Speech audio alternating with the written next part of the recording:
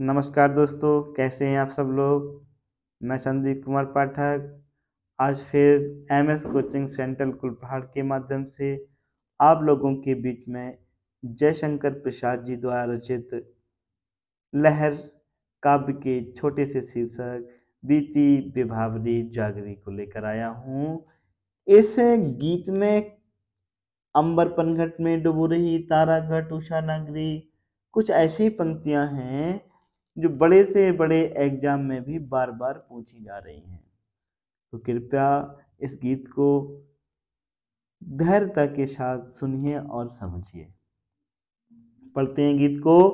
बीती विभावरी जागरी जागरी, बीती विभावरी जागरी, अंबर पनघट में डूबो रही तारा घटे उषा नागरी जागरी, बीती विभावरी जागरी।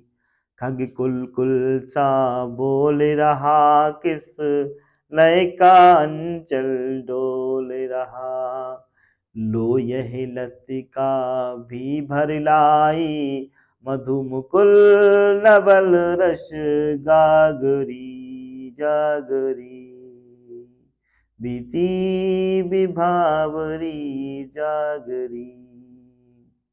अधरों में राग वमंद पिए, अलकों में मलयज बंद किए, तू अब तक सोई है आली, आँखों में भरे विहागरी जागरी, बीती विभावरी जागरी जागरी।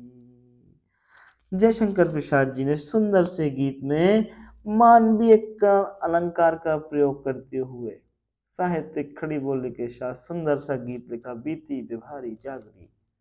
जयशंकर प्रसाद जी कहते हैं कि प्रातः होने के पश्चात एक सखी को सोते हुए देखकर दूसरी सखी उसे जगाते हुए कहती है कि हे सखी, अरे सखी, ऐसी ज्योतिषनामय रात्रि बीत चुकी है और प्रातः काल हो चुका है। अब तू जाग जा, तेरे जागने का समय हो गया है। उषा रूपी सुंदर स्त्री तारों रूपी घड़े को आकाश रूपी पनघट में डुबो रही है। अंबर पनघट में डुबो रही तारा घट उषा नागरी, बीती विभारी जागरी।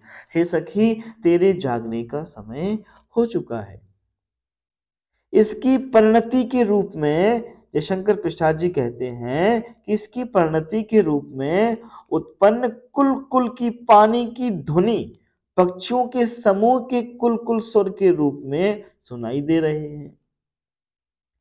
अर्थात सुबह हो जाने के कारण तारे आकाश में छिप रहे हैं और पक्षियों के समूह कुल कुल ध्वनि में सुंदर गीत सुना रहे हैं, अपना संगीत सुना रहे हैं, और उषा रूपी सुंदर स्त्री का आंचल कोमल कोपलों अर्थात कोमल पत्तों में कंपन्नता के रूप में दिखाई दे रहे हैं। अर्थात उनमें कंपन्नता हो रही है, अर्थात जो कोमल से कोमल पत्ते हैं वो हिलते हुए बड़े सुंदर से प्रतीत हो रहे हैं।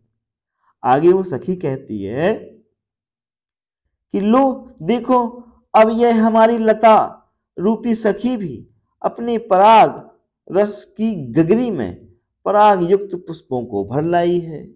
लो यह लतिका भी भर लाई, मधु मुकुल नवल रस गागरी। अर्थात जो यह लता रूपी सखी है वो भी अपने पराग रस की गगरी में अर्थात पराग युक्त जो पुष्प हैं उनको भर लाई है। पेड़ की लताओं में बहुत सारे सुंदर सुंदर से जो फूल खिल गए हैं उनको बताते हुए कहती है, और आगे कहती है कि हे सखी, तुम अब तक सो रही है, कि हे सखी, तेरे होंठ लाल दिखाई दे रहे हैं, रक्तिम अधरों में राग अमंद पिए प्रेम रूपी मदिरा को पिए हुए। हे सखी, तुम अपने होंठों में अब तक प्रेम रूपी मदिरा को पिए हुए प्रतीत हो रही है। हमें तो ऐसा प्रतीत होता है, सखी कहती, कि तूने रात्रि में जो प्रेम रूपी मदिरा का पान किया है, इसलिए तेरे होंठ रक्तिम हो गए। और हे सखी, तेरे सुंदर केसों से चंदन की आकर्षक सुगंध आ रही है।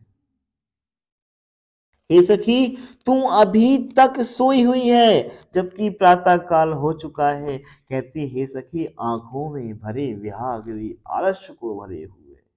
हे सखी, तुझे देखकर तो ऐसा प्रतीत हो रहा है कि तू अपनी आंखों में विहाग राग रूपी खुमारी को लिए हुए है। इससे तेरे आलस्य का ज्ञान होता है। बहुत सुंदर सा गीत जयशंकर प्रसाद जी ने लिखा है। इस गीत में जयशंकर प्रसाद जी ने बहुत सुंदर सा वर्णन किया है। जयशंकर जी प्रसाद लिखते हैं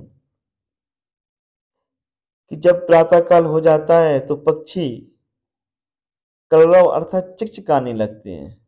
उनके सुंदर से सुर देने लगते हैं। कोपल के आंचल में थिरकन होने लगती है। धीमी धीमी हवा से कोपलें थिरकने लगती हैं।